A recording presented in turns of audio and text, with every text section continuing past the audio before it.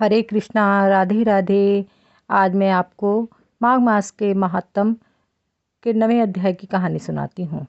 यमदूत कहने लगे, मध्याह्न के समय आया अतिथि, मूर्ख, पंडित, वेद पाठी या कोई भी हो जो ब्रह्म के समान है, जो ये रात्रि के थके हुए भूखे ब्राह्मण को अन्न जल देता है, मध्याह्न के समय उसके घर आता हुआ अतिथि निराश होकर नहीं जाता, वह स्वर्ग का वासी होता है।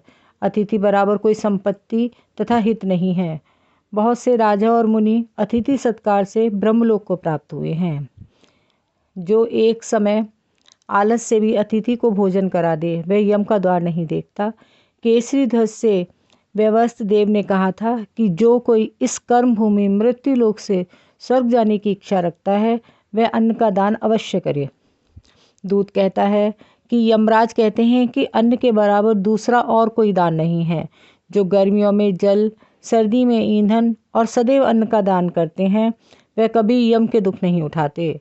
जो अपने किए हुए पापों का प्रायश्चित करता है, वह नरक को नहीं देखता, और प्रायश्चित ना करने वाला मनुष्य नरक में जाता है। जो काया, वाचा और मन से किए हुए पापों का प्रायश्चित करता है, वह देव और गंधर्वों से शोभित स्वर्गलोक को प्राप्त होता है। जो नित्य ही व्रत, तप, तीर्थ करते हैं और जितेंद्रिय हैं, वह भयंकर यम को नहीं देखते। नित्य धर्म करने वाला दूसरों का अन्न, भोजन तथा दान त्याग दे, नित्य स्नान करने से बड़े बड़े पाप का नाश होकर यम को नहीं देखता। बिना स्नान पवित्रता कैसे हो सकती है? तो जो मनुष्य पर्व के समान चलते जल में स्नान करते हैं, वे बुरी योनि नहीं पाते, ना ही वो नरक में जाते हैं। माघ मास में प्रातः स्नान करने वाले मनुष्यों को नियम पूर्वक तिल पात्र और तिल कमल का दान करना चाहिए। यमदूत कहते हैं कि हे विकुंडल, पृथ्वी, सोना, गौ आदि परम दान करने वाला स्वर्ग से कभी भी वापस नहीं लौटता। बुद्धिमान पुण्यतिथियों, व्यतिपात, संक्रांति आदि को थोड़ा सा दान करके भी बुरी गति को प्राप्त नहीं हुआ जाता।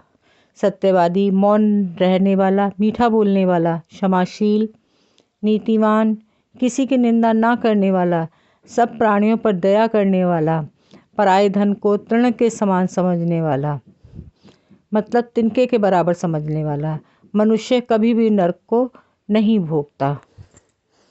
अगर ये हुई माघ मास के 9वें अध्याय की कहानी।